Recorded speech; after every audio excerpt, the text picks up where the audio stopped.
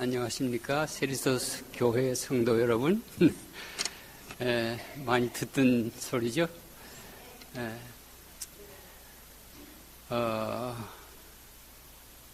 옛날에 와이프인이 어렸을 때 그 심한 상처를 받아가지고 몸이 몹시 약했습니다. 근데 그가 몇 살 때인가, 17살. 하나님의 진리를 받고 이제 전파하기를 시작할 때 그의 몸이 계속 약했지만 나와서 일어나서 간증을 하기 시작하면 그의 몸이 어딘지 모르게 아주 굉장히 좋아져 가지고 1시간이고 2시간이고 서서 하나님의 말씀을 증거할 수 있는 그런 능력을 하나님께서 주셨다고 간증한 것을 제가 본 것이 있습니다. 저도 참 부족하지만 이제 나와 있으니까 하나님께서 저에게 능력을 주셔서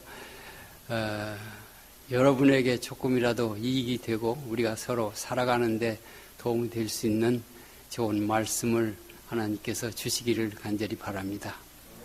우리가 지난 주일에는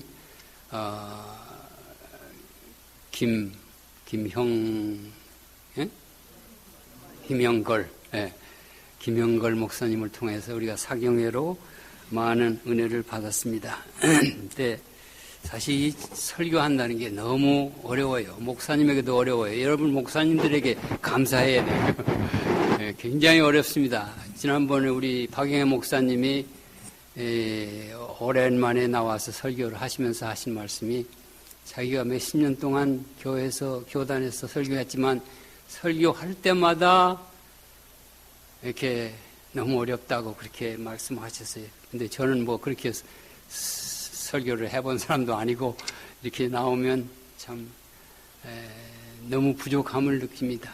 그리고 이럴 때에 우리가 하나님께 더 가까이 나아갈 수 있고 그렇게 되는 것을 인해서 하나님께 감사를 드립니다. 우리 목사님이 또 오하이오 중앙교회의 사경회로 나가셨기 때문에 제가 이 시간에 나왔습니다. 여러분 부족하지만 준비한 말씀으로 은혜 받는 시간이 되기를 간절히 바랍니다. 제가 너무 오래 하지 않도록 조심하겠습니다. 제가 제목을 여러 가지로 준비를 하다가 이런 제목이 나왔어요. 우리의 정체를 알자. 여러분 정체를 아십니까? 우리가 누군지? 이거 역사를 통해서 한번 처음에 설교 준비할 때에는 다른 문제로 시작을 했는데 암만 해도 되지를 않더라고요. 그래서 가다가 이렇게 하나님께 기도하고 하다 보니까 이런 문제로 정착이 됐어요. 그래서 오늘은 우리의 정체를 알자. 우리 교회 이름이 무엇입니까? 제7일 안식일 예수 재림교. 우리 한국말로는 안식일이라는 말이 들어갔어요. 근데 영어로는 Seventh Day Adventist. Seventh Day 뭐예요? 7일. 제7일 재림교. 우리도 그렇게 하면 어떨까요? 제7일 재림교 하면 조금 부족한 점이 있죠. 그래서 우리는 아마 더 확실하게 하기 위해서 제7일 안식일 예수 재림교 이렇게 하신 것 같습니다. 제가 어렸을 때 교회 처음 이제 9살 때인가 10살 때 교회 나오기 시작했는데 저는 참 운이 좋은 사람이에요. 10살 때 시골에서 살았는데 거기에 어떤 호래비가 이사를 왔는데 그 사람이 안식교인이에요. 근데 와서 전도를 하는데 우리는 뭐 예수가 무엇인지도 모르고 살 때인데 와서 전도를 했는데 그 사람이 교회를 전파하니까 뭘 전파하겠어요? 안식일 교회를 전파한 거예요. 그래서 우리는 뭣도 모르고 안식일 교회에 들어오게 되었습니다. 근데 그것을 받아들이고 지금까지 거진 80년을 지금 믿고 있는데 이래도 별로 변화되는 것이 없이 이렇게 살고 있습니다. 이 안식교회라고 하는 것은 참 독특한 교회예요. 그렇죠? 안식일이라는 제목과 그 다음에 예수님의 재림에 관한 다른 사람들이 별로 주장하지 않는 그런 것들을 기초로 해서 교회를 세워가지고 그것을 기초로 해서 전도하고 우리 교회를 전파합니다. 처음 교회 나왔을 때 이런 말이 들었어요. 뭐라고 그러냐면 천주교회는 구교고 이제 개신교회는 신교고 천주교회는 큰 집이고 개신교회는 작은 집이다. 이게 맞아요? 모를 때는 맞아요. 그렇죠? 왜냐하면 구교라는 것은 개신교가 나오기 전에 있었던 거니까 구교가 큰 집이고 개신교가 작은 집. 그런데 우리는 구교 중에서도 구교예요. 가장 먼저 생긴 교회고 거기에 특별한 교리를 가지고 있는 교회입니다. 우리가 역사를 보면은 아담과 해와가 범죄한 다음에 하나님께서 즉각적으로 아담과 해와에게 말씀하셨어요. 너희는 이제 죽는다. 선언하셨습니다. 물론 죽기 전에, 먹기 전에 선언을 했죠. 그러니까 이제는 너희가 죽을 터인데 너희가 죽을지라도 다시 살 수 있는 길을 내가 마련해 주마. 그래서 그것이 창세기 3장 15절에 내가 너희와 여자와 원수가 되게 하고 너희 후손도 여자의 후손과 원수가 되게 하고 여자의 후손은 네 머리를 상하게 할 것이요 너는 그의 발꿈치를 상하게 할 것이라 하는 말씀이 구속의 경륜이라고 우리는 배우고 그것을 믿고 있습니다. 그래서 그 가운데는 우리가 그러면서 하나님께서 양을 잡아서 제사 드리는 방법을 아담과 해와에게 가르쳐 주셨습니다. 물론 안식일은 그 전부터 우리가 아담과 해와가 범죄하기 전에도 있었죠. 하나님께서 창조하시면서 아담과 해와에게 일곱째 날은 너희 하나님의 안식일인즉 너희는 거룩하게 지키라. 그 안식일이 있었어요. 근데 재림은 없었습니다. 그렇죠? 범죄하기 전에는 재림이 필요 없으니까. 근데 이제 범죄한 후에는 예수님의 재림이 필요하게 된 것을 아담과 해와로부터 그 모든 사람들에게 알리게 되었습니다. 그래서 우리의 뿌리를 찾아가면 태초에 아담과 해와가 창조될 때부터 그 다음에 범죄한 후로 즉시 시작한 교회가 제7일 안식일 예수 재림 교회입니다. 그러면 굉장히 역사가 깊죠? 6,000년 이상의 역사를 가지고 있는 교회가 우리 안식일 교회입니다. 근데 이제 예수님께서 그리고 이제 그 노독들 아브라함, 이삭, 야고보, 모세 이런 사람들은 다 예수님의 재림을 믿고 안식일을 지키면서 하나님께 경배를 한 백성들입니다. 그래서 그들도 우리 교회의 일부라고 우리는 생각해야 됩니다. 할 수밖에 없습니다. 우리가 거기서 나온 우리 조상이니까. 근데 이제 구약 시대가 지나가고 신약 시대, 즉 예수님께서 탄생하셨습니다. 예수님께서 탄생하신 다음에는 무엇을 전할 것입니까? 무엇을 전해야 하겠습니까? 안식일 문제를 전해야 되겠습니까? 재림 문제를 전해야 되겠습니까? 예수님께서 제일 처음에 하신 것은 복음을 전했습니다. 천국 복음. 회개하라, 천국이 가까웠느니라. 그래서 예수님께서는 모든 사람들에게 복음을 전하면서 안식일은 특별히 전하지를 않은 것처럼 보입니다.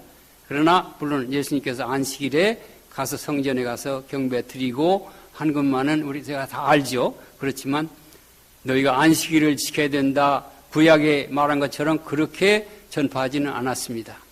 우리 반상순 장로는 말씀하시기를 왜 구태여 사람들이 잘 지키고 있는 안식일을 다시 논할 필요가 있는가? 그래서 예수님은 안식일에 대해서 말씀하지 않았다. 다만 그 당시에 필요한 천국 복음만을 가지고 예수님께서 전파하게 되었다고 그렇게 말씀하십니다. 우리도 그렇게 믿죠. 그리고 예수님께서 해야 될 일은 백성들로 하여금 참 하나님을 경배하는 길로 인도하는 것이 그분의 사명이었습니다. 그래서 예수님이 누구라는 것, 나는 하늘에서 내려온 하나님의 아들이다. 하나님은 나의 아버지다. 너희가 나를 믿으면 영원히 살고 나를 믿지 아니하면 영원히 죽는다 하는 그런 사상으로 그런 길로 가르쳐 주셨습니다. 그리고 그가 하나님의 아들인 것을 증명하기 위해서 여러 가지 일을 했습니다.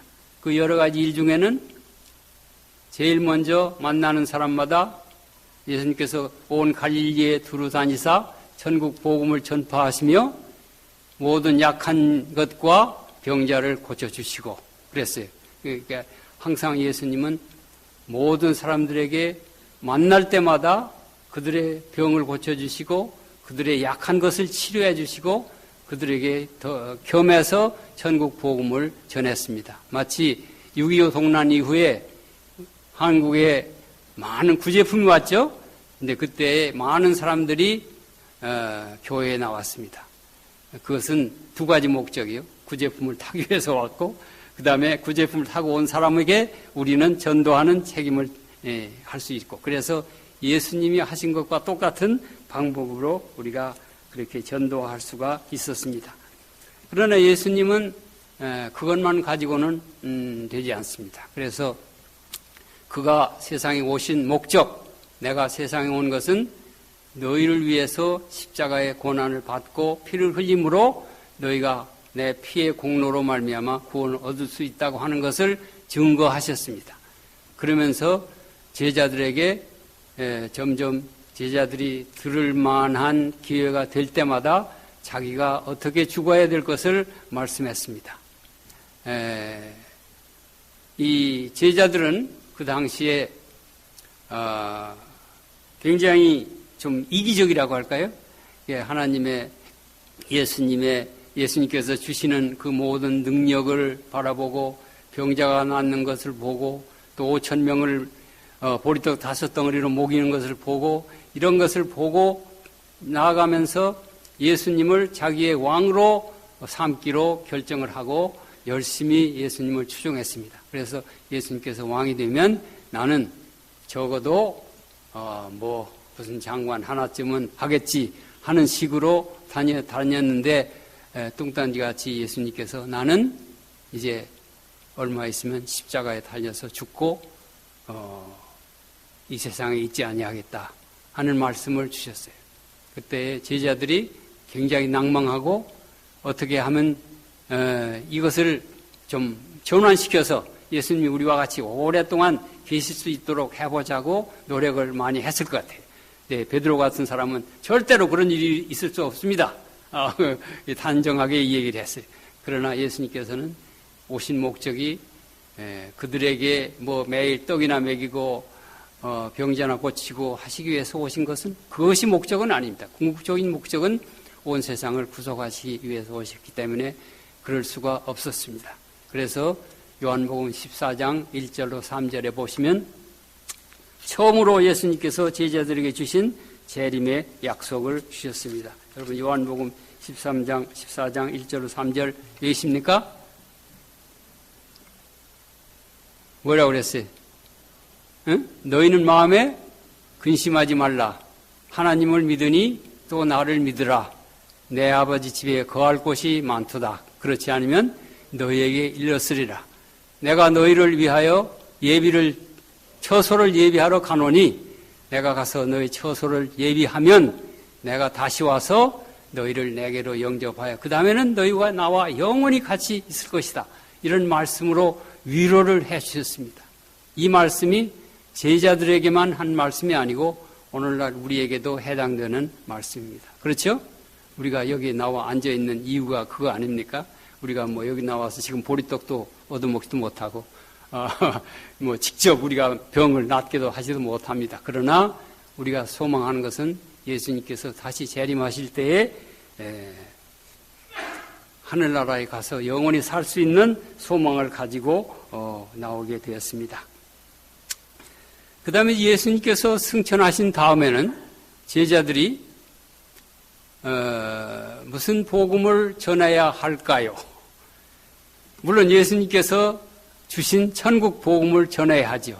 근데 이 천국 복음은 무엇이 천국 복음입니까? 그 당시에? 예수님께서 십자가에 달려 돌아가셨으니까 그 피 공로를 의지하고 너희가 믿기만 하면 구원 얻는다고 하는 것이 천국 복음이었어요. 그래서 우리가 사도행전을 쭉 보면 이 제자들은 다른 것 별로 증거하지 아니하고 너희가 죽인 나사렛 예수는 하나님의 아들인데 십자가에 달리시고 이제 죽었다가 무덤에서 사흘 만에 살아나시고 이제는 하늘에 올라가 계시다는 것을 제자들이 증거했어요. 그 증거로 자기들이 받은 말씀을 물론 전했지만 거기에서 이적도 행할 수 있고 여러 가지 이적을 행하면서 자기들이 하나님께서 받은 능력을 증거할 수 있게 하셨습니다. 근데 그러는 동안에 이제 많은 제자들이 죽게 되고 또 믿는 사람들이 많이 이제 나이 많은 사람들은 점점 죽게 됐어요. 그러니까 사람들의 생각에 예수를 믿으면 산다고 그랬는데 우리가 죽으면 어떻게 하나 걱정을 많이 했습니다. 그래서 사도 바울 같은 사람은 그 부활에 대해서 예수님의 강림에 대해서 데살로니가 후서 또 이런 데 많이 복음을 전파했어요. 그러니까 너희가 죽을지라도 예수님께서 속히 오시면 너희가 사한 자보다 먼저 예수님을 만나게 될 수 있다고 하는 것을 증거했습니다. 근데 그렇게 해서 여러 가지 방법으로 증거하고 요한계시록은 이제 거의 절정입니다. 절정으로 예수님께서 속히 오실 것을 우리에게 계시로 증거하신 것이 요한계시록입니다. 근데 그때나 지금이나 사람들이 굉장히 인내심이 적어요. 그래서 여기 베드로후서 3장에 보면 베드로가 이런 말씀을 했어요. 주의 약속은 어떤 이에 더디다고 생각하는 것처럼 더딘 것이 아니라 오직 너희를 대하여 오래 참으사 아무도 멸망치 않고 다 구원에 회개하에 이르기를 원하시느니라. 주께는 하루가 천년 같고 천년이 하루 같다는 사실을 잊지 말라고 경고했습니다. 그렇죠? 그러니까 사람들이 이제 벌써 예수님 오셔야 되는데 아직도 안 오신다. 근데 그 당시에 얼마나 됐습니까? 예수님이 승천하신 지 10년, 20년, 30년 그렇게 됐겠죠? 그러면서 벌써 예수님이 안 오신다고 걱정을 하고 이렇게 근심을 하고 그랬습니다. 그래서 베드로가 그들을 책망하고 그렇게 했습니다. 제가 어렸을 때부터 성경을 조금 알 때부터 목사님들이 설교할 때는 예수님의 재림이 급박했다. 아주 그때 일제 때니까 일제가 너무 압박이 심하고 이렇게 그런 걸 볼 때에 그 목사님들의 생각에 이런 일이 되는 것은 예수님의 재림이 가까운 것을 우리에게 증거하는 것이다. 예수님이 곧 오신다. 내가 죽기 전에는 꼭 올 거다. 이런 말을 아주 열심히 했습니다. 그때는 참 우리가 세상에서도 미국에서는 지금 편안하게 우리가 살지만은 우리 한국에서 6.25 후에 먹을 것도 없고 집도 없고 고생할 때니까 빨리 예수님이 오시면 좋겠다고 하는 생각을 안 가진 사람은 별로 없을 거예요. 그렇기 때문에 그렇게 기대하고 있었습니다. 근데 우리가 너무 조급한 거예요. 너무 조급했어요. 그래서 아직까지 80년이 지나도록 아직까지 예수님은 오시지 않고 아직도 우리는 예수님을 기다리고 있습니다. 그러면 우리는 이제 예수님 오시기를 포기하고 다른 길로 갈까? 그것은 아닙니다. 마찬가지로 베드로가 얘기한 것처럼 하나님의 시간은 우리의 시간과 전혀 다르다. 하나님은 천년이 하루 같고 하루가 천년 같다. 그러면 우리의 하루가 천년 같으면 참 좋겠네요. 그러면 그렇게 말씀하셨습니다. 그러니까 우리는 인내하며 기다려야 하고 우리의 할 일은 뭐밖에 없어요. 준비하는 것밖에 없어요. 우리의 할 일은 준비하는 것밖에 없어요. 우리는 내일 죽을지라도 예수님이 오시면 부활하실 것을 믿고 열심히 준비하는 것밖에 없습니다. 근데 예수님께서 열 처녀의 비유를 통해서 준비하는 방법을 우리에게 이야기했죠. 어떻게 준비하라고 그랬어요? 기름을 예비하라고 그랬죠. 네. 근데 기름을 예비하라고 하는 게 뭘까요? 좀 우리는 이렇게 어렵게 생각합니다. 기름을 예비하고 뭐하고 해야 우리가 구원 얻는 것으로 이렇게 생각을 하는데 요한복음 15장 1절로부터 이렇게 보면은 예수님께서 뭐라고 했냐면 나는 참 포도나무요. 너희는 가지다. 너희는 가지니까 포도나무에 붙어만 있으면 된다. 예수님께서 우리 가지를 일부러 떼내지는 않습니다. 그런 법은 절대로 없어요. 그렇다고 해서 가지가 저절로 떨어나갈 수는 없죠. 근데 이 비유니까 우리가 가지에 의사가 있고 마음대로 할 수 있는 능력이 있다는 것을 상상력으로 얘기를 한 것입니다.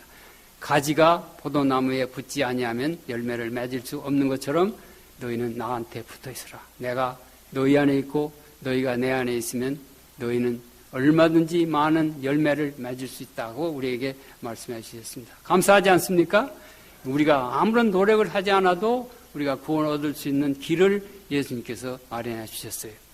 그래서 우리는 그것만 붙잡고 지나가면 예수님께서 우리를 구원해 주십니다. 그러니까 옛날부터 이렇게 구약을 보면요, 이스라엘 백성들이 범죄한 것이 뭐냐면 하나님께서 떠나간 것이 범죄예요.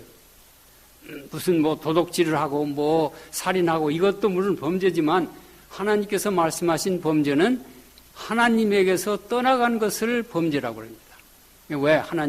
하나님을 경배하면 모든 것을 다 주실 텐데 이스라엘 백성들은 그 좋은 것을 떠나서 바알 신을 섬기고 여러 가지 다른 우상들을 섬기는 일을 그렇게 좋아했습니다. 그러니까 하나님께서 너희가 내 안에 있고 내가 너희 안에만 있으면 된다. 그 이상은 너희가 바랄 거 없다.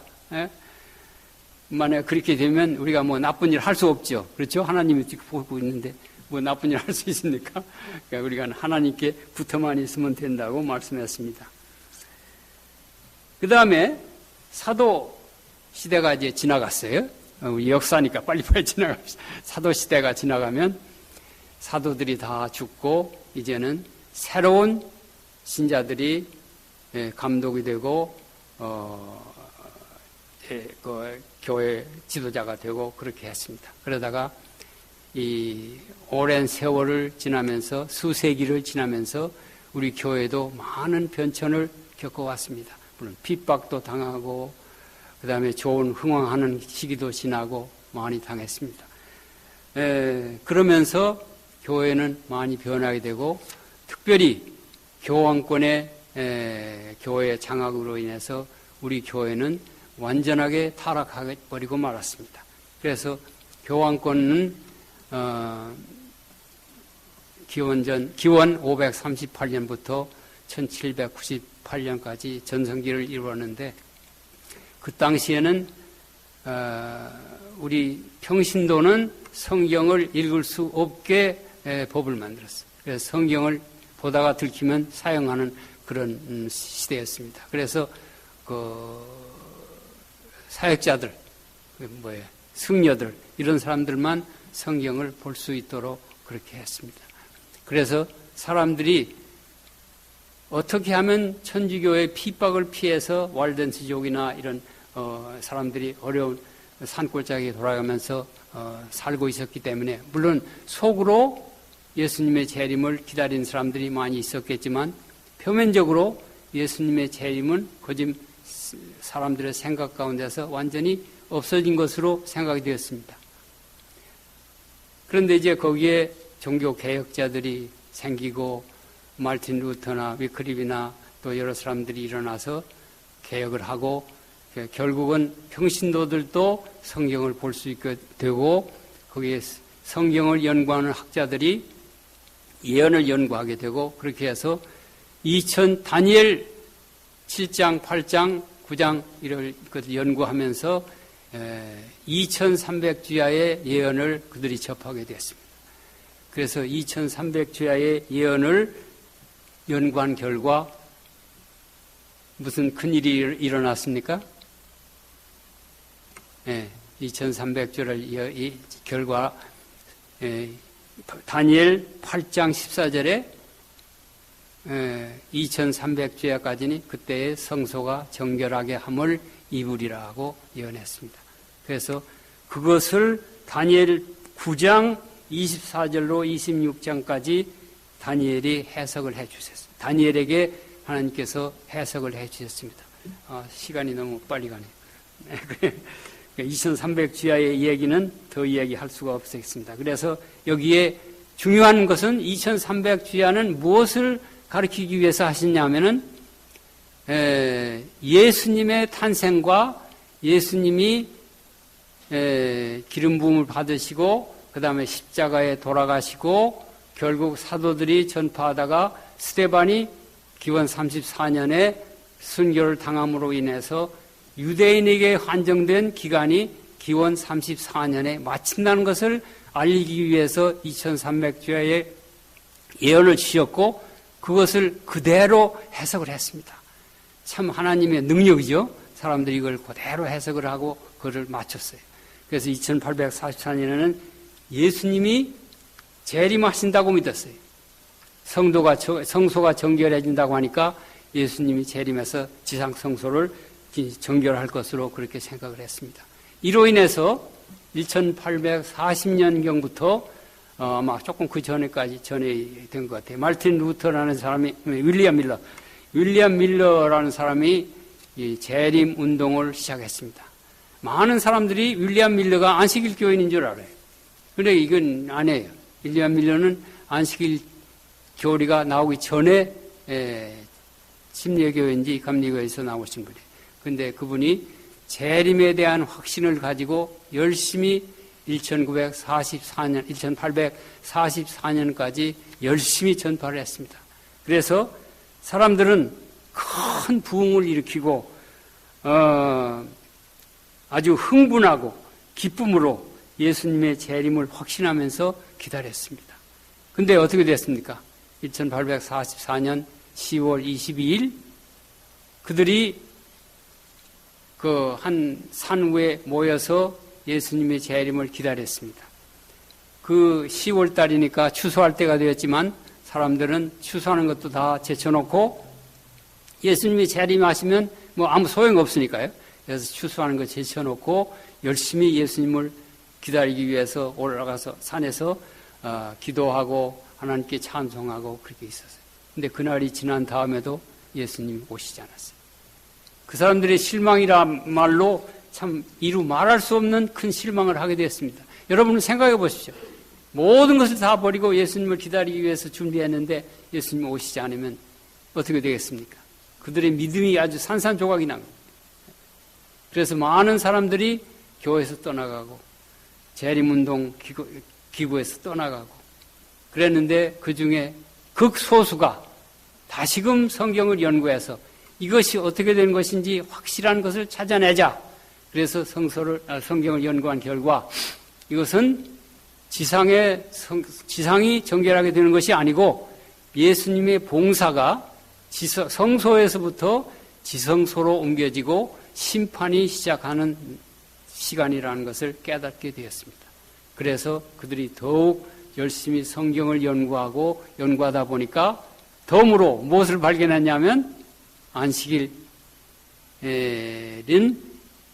토요일이라는 것을 발견하게 되고 그때 서로 안식일을 지키면서 교회를 유지하게 되었습니다. 그렇게 소수들이 모여서 예배 드린 것이 오늘의 제7일 안식일 예수 재림 교회가 되었습니다. 우리 뿌리는 어디 천주교에서 나온 것도 아니고 감리교에서 나온 것도 아니고 우리는 태초부터 있었던 아담과 해와 때로부터 있었던 교회가 우리까지 연속되는 것이라는 걸 제가 말씀드리고 있습니다. 그래서 이와 같은 역사를 통해서 우리 교회가 다시 회복된 거, 그동안에 타락된 교회로 변했지만 다시 회복된 것을 제가 얘기하고 있습니다.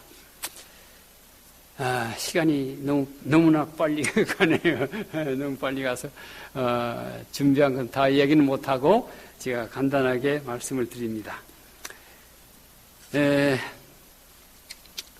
이 1860년에 우리 교회의 이름을 Seventh Day Adventist라고 정했습니다. 교회라는 말도 안 붙이고 한 무브멘트로 정했습니다. 그런데